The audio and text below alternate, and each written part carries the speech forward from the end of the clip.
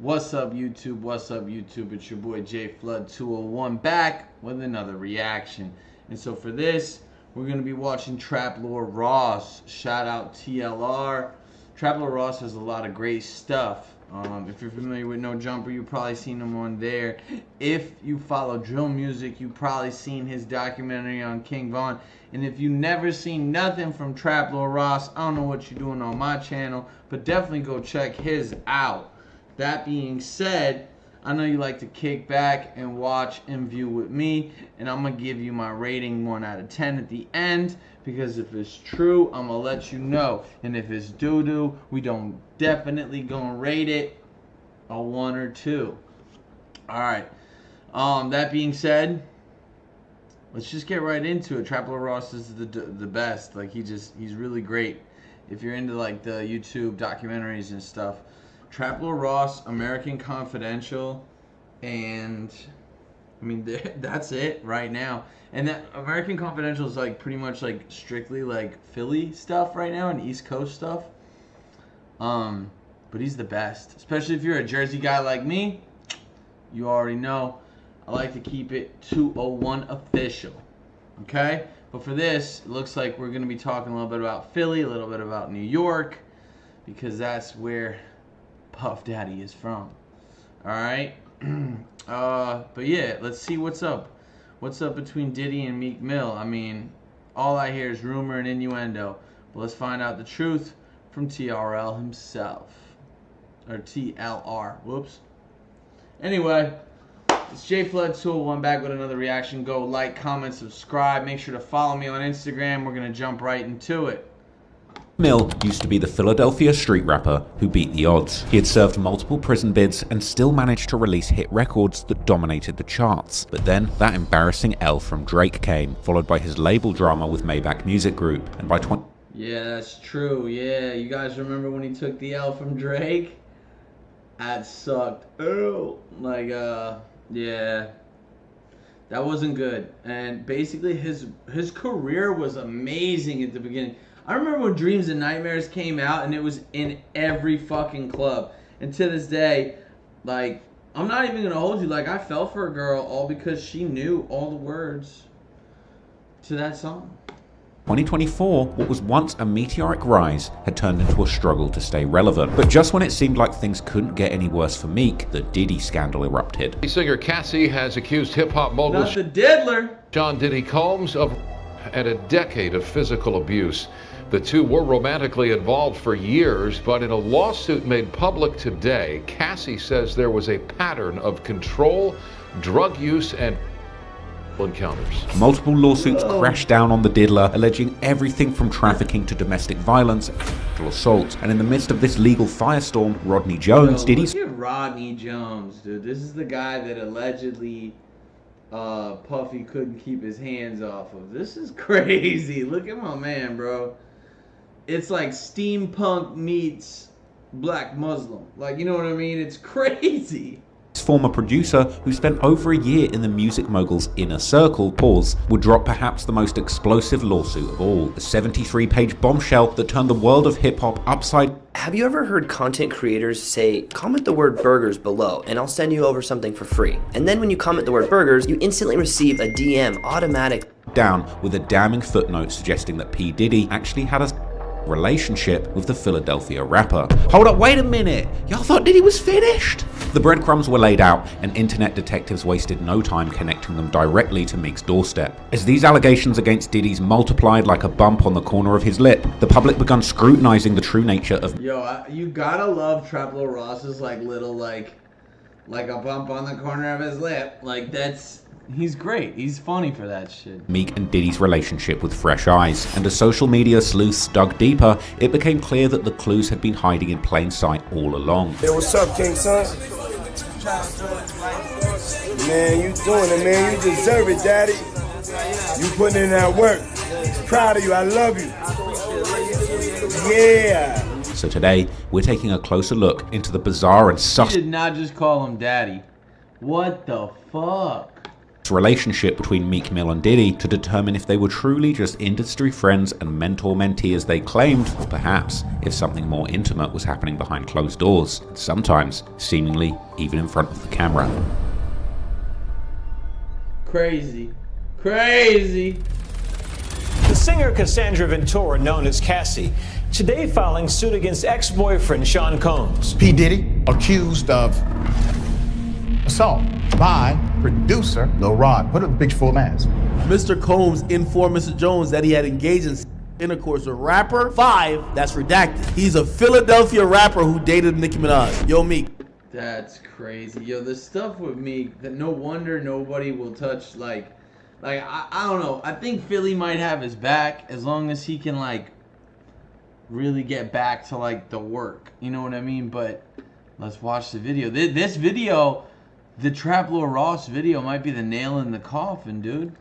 We were playing around with that Michael Rubin shit. If you don't get a Twitter rant saying you about to get Lil Rod killed, you about to shoot up his block, blow his mama's house up, this is saying that you and Diddy were fornicating. What? Yeah, like, I know for a fact Meek used to be tough, and he is really, like, I remember them Smack DVDs.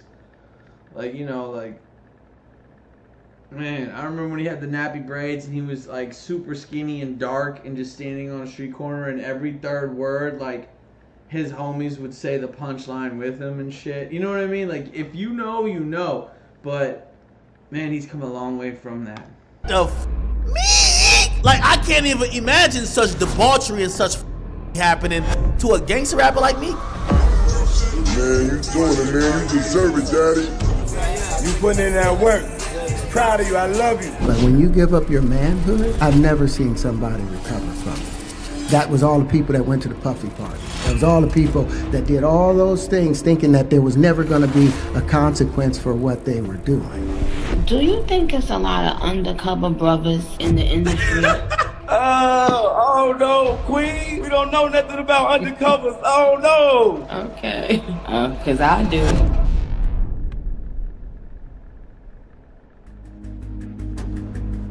Undercover brothers. Undercover means like or down low. I thought it was called when you're a black guy and you're not out of the closet.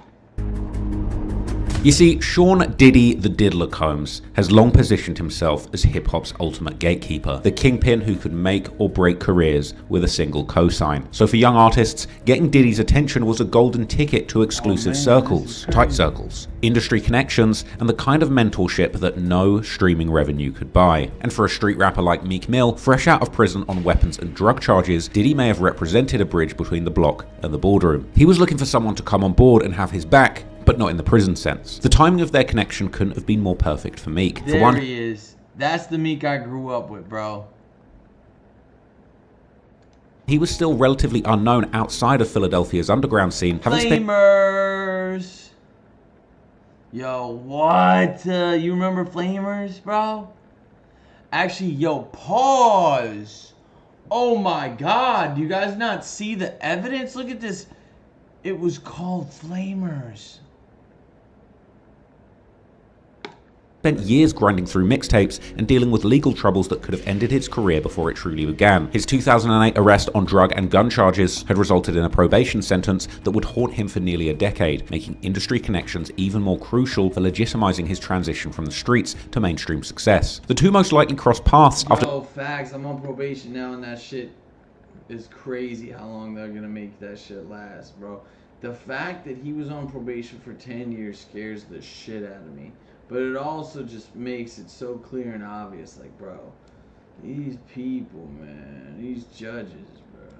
Meek inked his deal with Rick Ross's Maybach music group in 2011. Since Diddy and Rose had been running in the same circles, this connection put Meek within the splash distance of hip-hop's billion-dollar boss. What made this relationship particularly significant was the cultural cachet that it represented. Diddy wasn't just a successful businessman, he was a symbol of black excellence in an industry that had historically exploited its artists. So for Meek, who had watched young men in the hood like himself fall victim to the streets, he narrowly escaped that fate himself. Aligning with Diddy represented the ultimate validation that he had truly made it out of the trenches. And as Meek's stock rose with Maybach Music Group, Diddy's interest in the rising star began to grow, an interest that got thicker and hardened as time went on. Likewise, Meek, still with the streets in his blood. Nah, he's doing that on purpose. He said thicker and hardened as time went on. Pause. Crazy, yo. Trap Lord Ross is mad funny. The boardroom in his sights likely began looking at Diddy with puppy eyes like the OG who could teach him how to turn street fame into generational wealth. And they would soon start popping up together at industry events like the Live Beach Party in 2013 and the Time Warner Cable Studio After Party in February 2014. These early public appearances established a pattern that would define their relationship for years to come. Unlike typical industry networking where artists might take a quick photo and move on, Meek and Diddy seemed to genuinely enjoy each other's company. Then in 2015, Meek would level up big time, landing one of the biggest female rap and pop stars ever, Nicki Minaj, as both his collaborator and his girlfriend. The same year that power couple started dating, that's Meek and Nicki, he would also release his sophomore album, Dreams Worth More Than Money, which would land him his first #1 album, as well as winning top rap album at the 2016 Billboard Music Awards. During this period, Meek continued to build his relationship with Diddy professionally, maintaining his industry connections while his career was on the rise, getting harder by the day. And while Meek and Nicki were building an image of one of music's favorite power couples, Diddy kept himself in their orbit like a proud husband sitting in the hotel cuck chair and co-signing their movements like a proud uncle at graduation. Like a proud husband sitting in the hotel cuck chair. Bro, yeah, Trap Lord Ross is so, like, bro. Meek and Diddy also had hit the studio together for the track Cold Hearted off Meek's new chart-topping album, putting their mentor-mentee relationship on wax for the whole world to hear, with Meek shouting out Diddy together with the other big dogs of the rap game, Jay-Z and Baby aka Birdman. But then, in January 2017, Meek and Nicki would officially call it quits, causing one of the first major L's for the Philly rapper in the public eye. However, on the rebound, Meek's connection with Diddy only got stronger and harder, like he traded one powerful relationship for another. Diddy was helping Meek get over his heartbreak. And What, son, yo? He's so, it's rife with innuendo. Like, the innuendo is going through the roof right now, and he did it on purpose. Like, there's so many pause moments, and I have to literally pause to talk to the audience, to talk to y'all, my YouTube universe. This is crazy. The two were popping up everywhere together, popping bottles in VIP, hanging out in pools, and popping out at events. To the public eye, they were just two hanging out in pools who had beaten the odds, one from the crack era and one from the trap era, both supporting each other. I'm with Diddy on another level. Ooh, it's your birthday. Yeah, I'm in a bitch with Diddy, you must move. But what the public didn't fully understand at the time was how unusual this level of closeness was in the hip-hop and street cultures. While mentorship relationships are common, the industry typically maintains certain boundaries. What if you can create your own website by saying, this is what I want? With Wix, you can. Between established moguls and rising artists, and the fact that Diddy and Meek were spending so much personal time together and appearing at each other's private events so often suggested a bond that transcended typical business relationships. On paper, it was the perfect alliance. However, in April 2019, we would see the first piece of evidence that their bond might have been something that the streets was not ready to hear about. At Coachella that year, Meek and Diddy rolled up looking like they shared a stylist, with matching fits and all, a move that seemed harmless at the time but would later be labeled Exhibit A in the zesty courts of public opinion. The picture of their matching outfits quickly made its way online and started circulating across social media. At the time, it sparked some jokes, a few side eyes, but nothing career-threatening. Just two rich dudes with the same stylist who couldn't keep their hands off each other, right? But the thing is, this wasn't just a one-off situation, and a month later, in May 2019, footage emerged from what seemed like a casual hangout at one of Diddy's properties. The video showed Meek taking a little dip in Diddy's pool, and the clip itself seemed innocent enough, until Diddy spoke. Man, you doing it, man. You deserve it, daddy. You putting in that work. Proud of you, I love you. Diddy's word choice for Meek struck many viewers as unusual for a standard mentor-mentee relationship. Yeah, what the that keeps getting more and more sus, that clip. The more he plays it, the more I'm like, who calls somebody daddy? And the way he says you putting in that work, it's like, stop, bro. Like I don't know. You want to know what I really think? I'm not sure if they had a homosexual or a man-on-man relationship, so to say, or a zesty relationship. I don't know what I'm allowed to say on YouTube anymore. But I don't know if they had that, like guy on guy. But I bet you they had Like you know how all this stuff is coming in about Diddy's case, about how Diddy liked to watch other people do stuff with his lady. I bet you he liked to watch Meek do stuff. You know what I mean? And that they would be in the same room watching each other do stuff. You know what I mean? Like that's fucking crazy. It's crazy, bro. But you putting in that work, daddy. Like, nah, bro. No, sir. Relationship, or for a standard male friendship for that matter. But just like the matching fits in the photo, this footage made the rounds in the blogs, raising some eyebrows and causing relentless clowning. But it eventually disappeared into that internet graveyard where most celebrity content goes to die. But what no one knew at the time was that these seemingly innocent interactions would later come out in a much darker light. Crazy, dude. This is getting wild.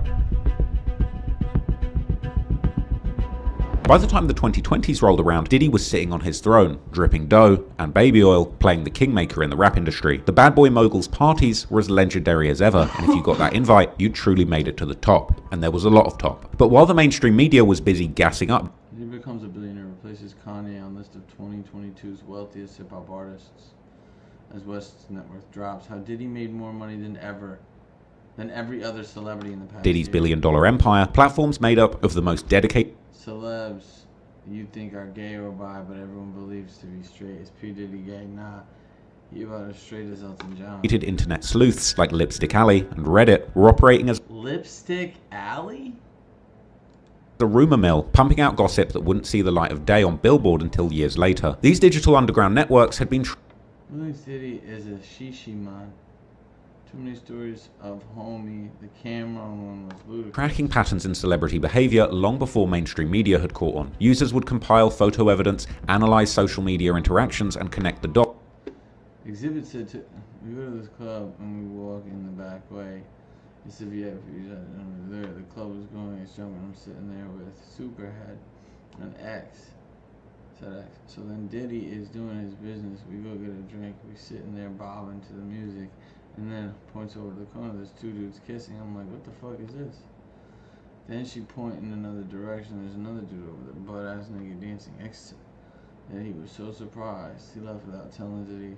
We take off, we leave the club directly. I didn't say peace to nobody. It was suspect.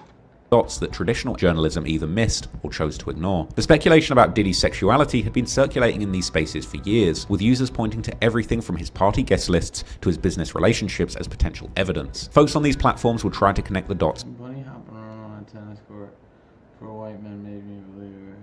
He's so thin and sad. And cook up theories about Meek and Diddy's suspect relationship. The speculation ranged from It has become crystal clear that a lot of men in the entertainment are gay. So much homoerotic stuff goes on in hip-hop. Raw personas such as Bash Gay Men.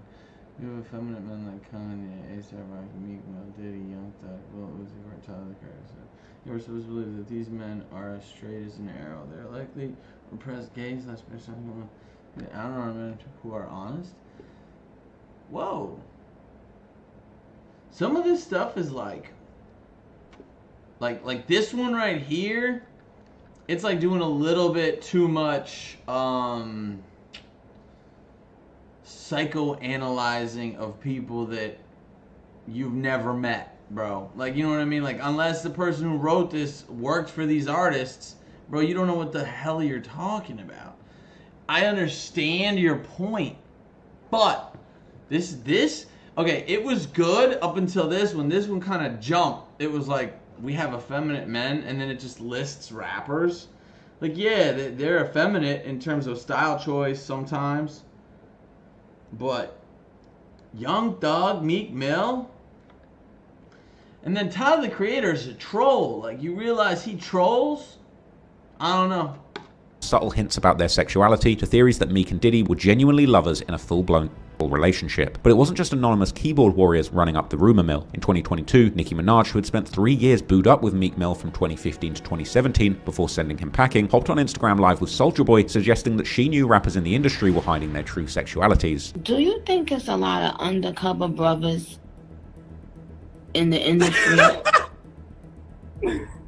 Oh no, Queen. We don't know nothing about undercovers. Oh no. We don't know about that. Okay. 'Cause I do. Now, at the time, nobody knew who she was talking about, but later, people speculated that she might well have been talking about Diddy and Meek all along. People just figured that Nicki was doing what Nicki does best, stirring the pot and keeping her name popping. While all this chatter was bubbling in the digital streets, though, Meek was doing business as usual with Diddy. The man was still publicly stepping out with Puffy, appearing at his events and letting him play Big Homie in his career, and perhaps letting him play elsewhere. If he was aware of the rumors, he showed no signs of concern. Whether this was him being oblivious to the whispers or simply betting that they would never reach the mainstream is impossible to know, but what is clear is that he made a choice to maintain his close association with Diddy that, looking back at now, might have been the biggest career L he could have possibly taken. But Meek wouldn't realize just how costly this mistake would be until February 2024, when the Diddler's allegations finally came to light. This is crazy. Yo, chat, this is crazy. This is super crazy. The lawsuit that changed everything. Wild. Now, the countdown to catastrophe began in 2024 when security footage hit the internet showing Diddy assaulting his ex-girlfriend Cassie Ventura in a slapped the crap out of that lady, then dragged her. Hotel hallway back in 2016. Visual confirmation of allegations that she had made in a lawsuit filed earlier. After Cassie's lawsuit, the floodgates were blown wide as a cheap twink's back doors. To put things into perspective, Cassie's lawsuit didn't just open legal doors, it fundamentally shifted the cultural conversation around Diddy. For decades, he had maintained an image as a successful businessman and cultural icon, with any negative stories getting buried or dismissed as just industry gossip. But the specific detailed nature of Cassie's allegations, combined with the shocking video evidence, created a perfect storm that made previously unthinkable accusations suddenly seem credible. It provided a template for other victims to come forward, creating a cascade effect that would ultimately overwhelm Diddy's ability to control the narrative. By the end of 2023, 3 more lawsuits had crashed down on Diddy's empire, and each packed with allegations that made jaws drop, and not in the good way. As 2024 kicked off, lawsuits against Diddy started piling up like bodies. Either kind of bodies. Multiple accusers would come forward with allegations ranging from assault to sex trafficking.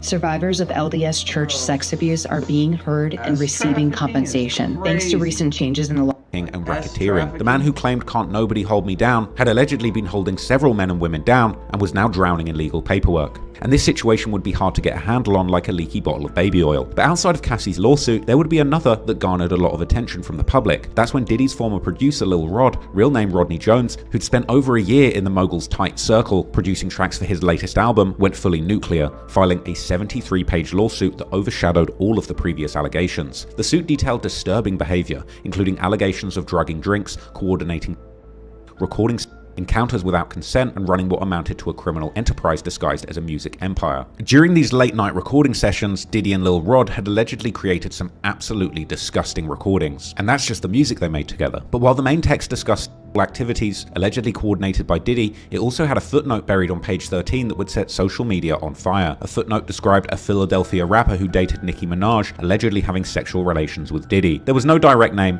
no explicit accusation, but it really didn't take much for the internet to connect the dots and figure the description might well have been a flashing neon sign pointing at Meek Mill. Within hours, old trails of Meek and Diddy's bromance would surface online. That daddy comment in the pool, those matching outfits, the constant appearances together. But this time, it wouldn't be seen as two friends being overly close. It was now seen through a different and greasy lens. With people joking about Diddy being the dominant in their alleged relationship, even Nicki's 2020 comment about undercover brothers in the industry resurfaced and went viral again, with fans claiming she'd been trying to warn everyone all along, and eagerly waiting to see if Nicki would spill the tea. Now, Nicki's comment carried extra weight because of her unique position on the situation. As Meek's ex-girlfriend who had been intimately involved in his life during the climax of his relationship with Diddy, she would have insider knowledge about the dynamics that the public never saw. Meek would try to defend himself almost immediately after the allegations surfaced. What followed was a series of tweets seemingly designed to affirm his straightness, posts that ironically came across as desperate rather than convincing. In one tweet, Meek would brag about having twice a day when he had a woman around. He would follow that up claiming he was gangster, and then threaten to trash anyone who played with his manhood. Anyone but Diddy, I guess. But these attempts at damage control fell flat. The internet turned into a digital firing squad with Meek as the target. Fans cooked up AI-generated tracks with Meek's voice spitting bars about his alleged activities with Diddy. Dream chasers.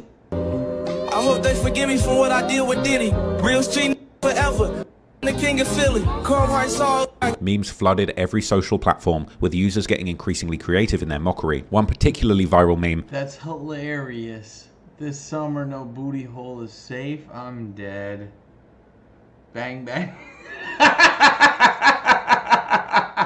How did I never see this meme, bro? Made Meek and Diddy into a movie poster parody titled Diddy Diddy Bang Bang, playing off the classic film Chitty Chitty Bang Bang, a much more explicit implication, and another describing Meek and Diddy as booty brothers. Meek's bad boy dreams were quickly turning into nightmares, and his comments section became a battlefield that he just couldn't win, with fans relentlessly trolling him using Diddy-themed wordplay and taunting him to keep tweeting if you're gay. But perhaps the most savage development was when audio of two men aggressively going at it hit the web, with everyone claiming that it was Meek and Diddy making the kind of hits that you won't find on Billboard. But Meek's humiliation wasn't just coming from anonymous internet trolls and meme pages. Soon enough, actual celebrities started piling on, common behavior for a Diddy party, turning what was already a public relations nightmare into an industry-wide roasting session, again, common practice at Diddy's parties. The first Crazy. big name to take shots was Andrew Tate, of all people.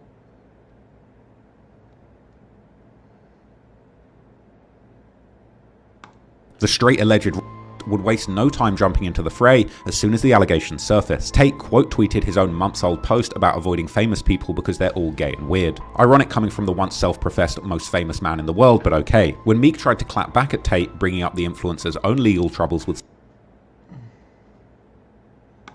trafficking allegations, Tate doubled down, making it clear he was just asking questions about what everyone else was already talking about. A bit rich coming from a man who spends most of his time shirtless with his attractive brother, but okay. By May, Meek had had enough. He would make what he thought was a smart move, unfollowing Diddy on Instagram, but it backfired completely. This apparent attempt to distance himself was actually seen as an admission of guilt, triggering another wave of mockery, and with that, the celebrity pylon only intensified.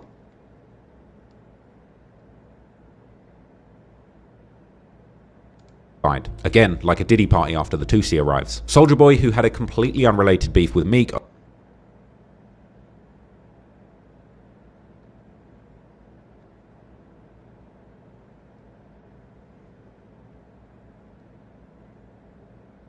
over some producer drama, went straight for the jugular with a tweet that had the internet in shambles. The timing was perfect, or perfectly terrible for Meek. Here he was trying to distance himself from Diddy, and Soulja Boy just reminded everyone exactly why. A few days later, he would also go on Instagram Live to apologize for some other drama with Metro Boomin, but somehow managed to circle back to Meek. And Meek Mill, mind your business. Ain't Diddy playing in your booty hole? Huh? Ain't Diddy you in your ass? Why you on my tweet? But while Meek was busy defending himself from Twitter trolls, he also had to deal with getting clowned by his longtime arch nemesis.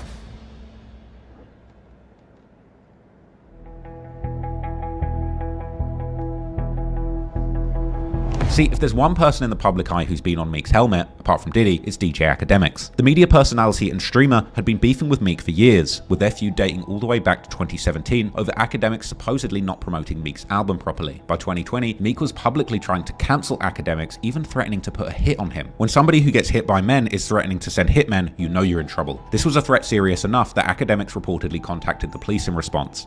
Just remember that Meek Mill is nothing but a hypocrite. And again, yo, I don't know if you have issues with 6ix9ine, you clearly do, you don't want to address him. You got issues with Nicki's man, you don't want to address him. You got issues with Nicki, you don't want to address that. Cool, I get it. Ack is supposed to be the dude who, like, yo, you could just get everything off on. Cool, I'm just trying to tell you that, bro, like, I'm just not into being bullied. So if you got like some tough that you have to do, keep it that way. Just stop snitching on yourself. Stop telling the world you're greenlighting people and just do what you have to do. Because right now, like, when you say green lighting, I send that to the police. I'm gonna be honest with you. Oh, yo, are you green lighting?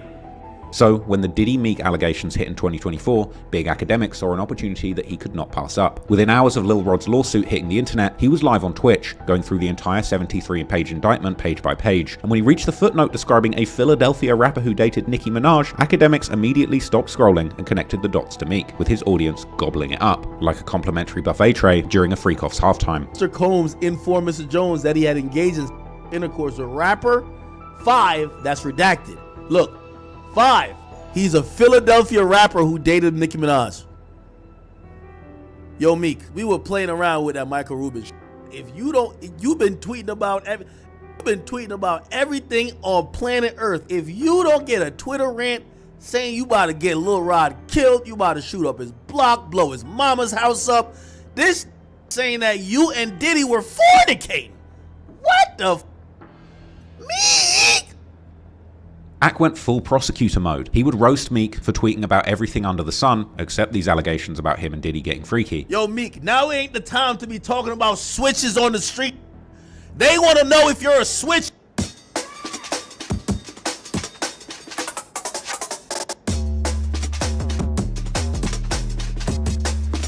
Yo, this is great. Like, let's just say this is great. This is great. I had no idea that Academics was even still relevant. I'm just being honest. This is not shots to Academics. I feel like I should know that because like he's kind of now almost like a staple in this space that I'm trying to get in, which is like reactions and like, you know, commenting on hip hop and rap and stuff. So shout out to Academics. But this must have been so good for his career at this moment. Look, he's on Rumble. He's got the fucking follower account the way that I do. And it's just like, damn, bro, for this to happen, I'm kind of pissed. I didn't jump on this and react to it when it was going down. And I'm just doing this coverage now as like a reaction channel. This is so freaking, oh my God, Meek Mill, what are you doing? That's what we want to know. That we ain't talking about switches on guns. Are you a switch hit? That's all we want to know. But he wasn't satisfied with just discussing the lawsuit. He would go on to dig up tweets with every interaction between Meek and Diddy that suddenly looked suspicious as hell. Why I said look up the pool video? What happened in the pool? Oh, him belly flopping? Meek Mill pool. Oh, the fries on the lap? Nah, that was epic. That was epic. The fries on the lap was crazy.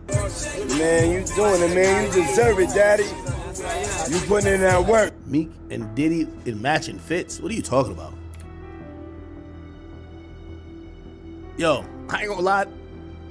This is kind of like a daddy pose. I'm like, daddy, you feel me? The stream racked up millions of views on Twitch and over 400k on YouTube, with clips spreading across social media faster than a freak-off rash, and what started as a footnote was now a full-blown hip-hop conspiracy theory with Academics as the lead investigator. And now, this is where things get really intense. Meek would warn Academics to stop mentioning his name, making vague threats about what would happen when they crossed paths in person, posts that only made him appear more unhinged. But Academics would flip Meek's aggression back on him quicker than Diddy flipping over Meek at a freak-off, suggesting that Meek was only angry before the speculation about his sexuality hit too close to home. What followed was an intense battle between the two on social media. Academics called Meek washed up, and the two would continue to throw insults at each other. By March, Academics was claiming that cops showed up at his door, allegedly called by Meek himself, who ironically built his brand on anti-snitching anthems. Later that month, Meek had apparently had enough and would block Academics on X. On the flip side, Academics would declare victory instantly, boasting that he'd out-tweeted the infamous Twitter fingers himself. The internet would diss Meek for taking an L from a media personality and streamer, and the streets really weren't feeling this look. But while Meek would stop Academics' trolling with the block button, what he couldn't block out were the millions of people who would go on to taunt him about. Wow, bro. Like, people like Academics really understand how the internet works, bro. They smart, man. You can't win against a true troll, bro. Being Diddy's booty call over the next months. Damn, that's crazy. This guy is crazy, bro. This is so wild. This is like deep. Yo, shout out to Trap Lord Ross. This has got to be the most exciting content he's put out in months. I don't care. Damage control or now between February and September 2024, Meek caught occasional breaks from the relentless mockery, but each new development in Diddy's legal saga brought fresh waves of clowning. When federal agents raided Diddy's mansions in March, uncovering an enormous cache of baby oil, Slippery Meek would be the butt of the memes. And when an alleged Diddy freak-off participants list hit the internet, Meek was specifically named as a VIP. And when feds VIP. Judge orders Sean Diddy Combs sent to jail while he waits. Snatched up Diddy on trafficking, racketeering, and transportation to engage in charges in September, anybody who had ever breathed Diddy's musty air was under renewed scrutiny, especially Meek, who found himself right back in the digital crosshairs. All the evidence pointing to his alleged relationship with Diddy would make the rounds again, with people clowning him for allegedly getting. When your opponent in the Diddy freak off is Meek Mill, is like, take that, or I like that, really takes on a meaning once you heard the freak offs to Meek Mill tape, Diddy arrest, Diddy going to jail. Meek Mill getting his ass torn apart by Diddy will always be funny. His cheeks clapped by the diddler. This time, Meek would hit back with the oldest play in the self-defense hand. My voice so powerful as a black man from the ghetto worldwide, they want it gone. I'm a real king straight out the trenches, under control of no human. They learn how to damage, can't stop us. Of brands from bots and campaigns like politicians. handbook, blame it all on a conspiracy. He posted his notifications feed like it was evidence at a trial, claiming that bots were running a coordinated hit job on powerful figures like himself. And now whoever they is supposed to be, Meek left that to our imagination. By September the 24th, Meek would go full Alex Jones, offering $100 grand in cash money to anyone who could prove how his name got tangled up in Diddy's legal nightmare. This desperate move only made him look worse and gave celebrities fresh ammunition to mock him. For one, 50 Cent, who's been going at Diddy's neck for months over the allegations, immediately capitalized on the situation. 50 would post an AI-generated video showing Meek and Diddy in wigs, essentially laughing at Meek for trying to pay his way out of a situation that his own public behavior created. Even lesser-known personalities started getting their shots in too. Actor Julio McCullum jumped on the bandwagon, responding, "Case solved. You can send it at No way!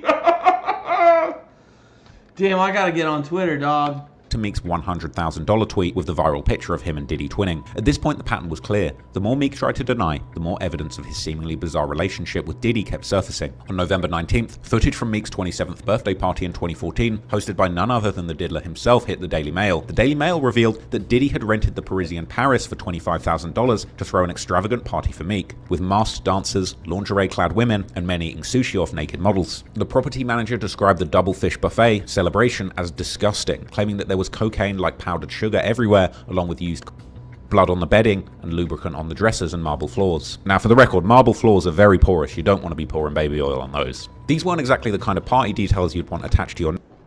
So the party ended around 3 a.m. because we were eating sushi off a naked woman, doing cocaine, and there were bottles all over the place. That sounds fun. Blood stains in some of the bedrooms. Well, that's not fun. I thought it was powdered sugar. Dang. I ended up with almost a ½ ounce in different baggies left in bedroom. Dang, why you putting it in baggies though, yo? Who is what? What? He was reselling the used celebrity cocaine.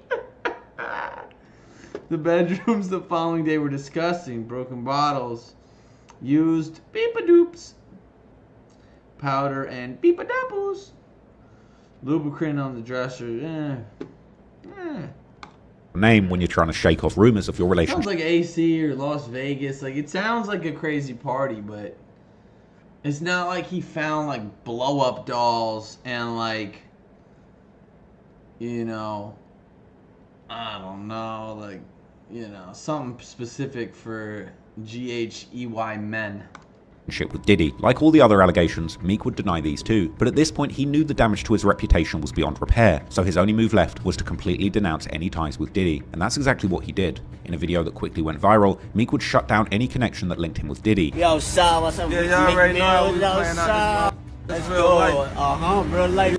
You know, Diddy gang, Meek Millie in real life. Don't ever disrespect me, you heard? Meek, yeah, Meek. Seemingly ignoring the fact that just a few years earlier, he was calling Diddy his mentor, featuring him in videos, and jumping in his swimming pool while Diddy called him daddy. For a rapper who'd built his brand on keeping it real, most people saw these seemingly desperate attempts to rewrite history as authentic as a $3 bill. Even Whack 100 and Loose Cannon couldn't help mocking how Meek wanted to suddenly backtrack after all the evidence had surfaced. Meek Mill clowning now. Meek Mill hollering no Diddy gang now. Yeah, but he can't really say that when the landlord came out and said that after you left Meek Mills, it was blood and dookie all over the sheets and stuff.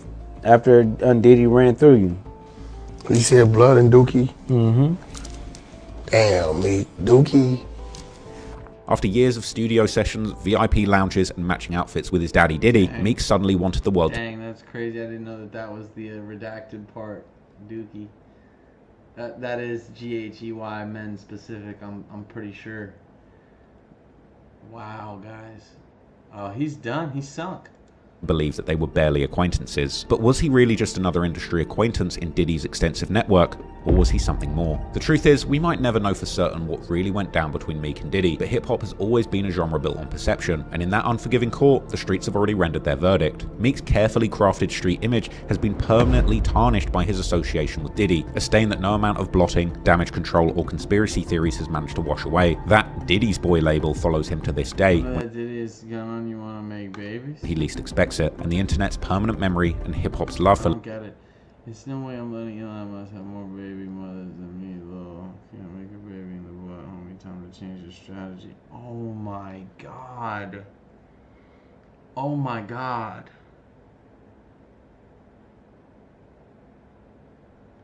Yo, this is crazy. They gonna clown him every day for until the Diddy trial over and gone and buried. So he's got like another like year of this, roughly. Maybe not a full year, but at least another 9 months. The legendary scandals and its deep-rooted homophobia means that this shadow will likely hang over Meek's head for years to come, which just goes to show you that you can beat cases, survive beefs, and overcome industry obstacles, but you can't outrun your bad choices in who you associate with and what parties you go to. And even if it's all untrue, the unfortunate fact is, Meek Mill will never be able to erase the damage done to him by associating with the diddler. Crazy. Yo, Trap Lord Ross with another grand slam. Knocked it out the park, homie. Crazy, bro. This is super wild. This is a serious 9, maybe a 10 out. Yeah, it's a 10 out of 10 Trap Lord Ross video. You guys gotta like, comment, subscribe. We're gonna go give it a like. We're gonna write a comment. Oh man, he's never getting over this one. R.I.P. Meek.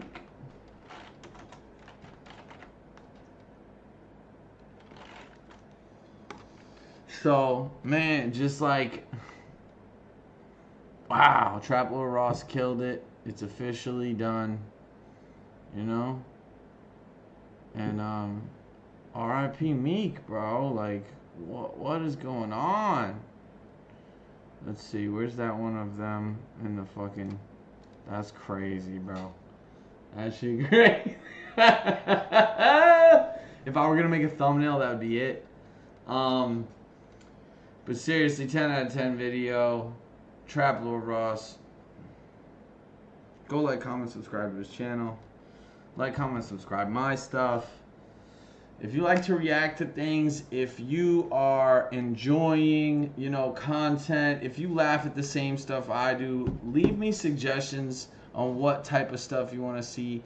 I've definitely gotten some feedback that I should be reacting to more than just rap, so we're going to try reacting to like some country. We're going to try reacting to like, you know, obviously more drill stuff, and I'm going to get everybody up to date on what's been going on in Newark. You know, the Newark drill scene is popping off. There's also been a lot of indictments. The 900 set, got a RICO, the Grapes had a dude get indicted on a gun charge, and then after doing the ballistics on the gun, it turned to an unaliving charge, a Mordor charge. So there's a lot of stuff. The Grapes got hit. You know, the B-Luds got hit. We haven't been hearing too much from, like, you know, a lot of the guys. S-Block and D-Rose have been putting out more music, but a lot of people are starting to say that he just sounds the same, and so he's falling off. The New Jersey Drill Reddit has been going crazy. So we're going to definitely, like, try to cover some of that content in an upcoming video soon. And I'll see you guys in the next one. The dark truth about Diddy and Meek been exposed. It's JFlood201.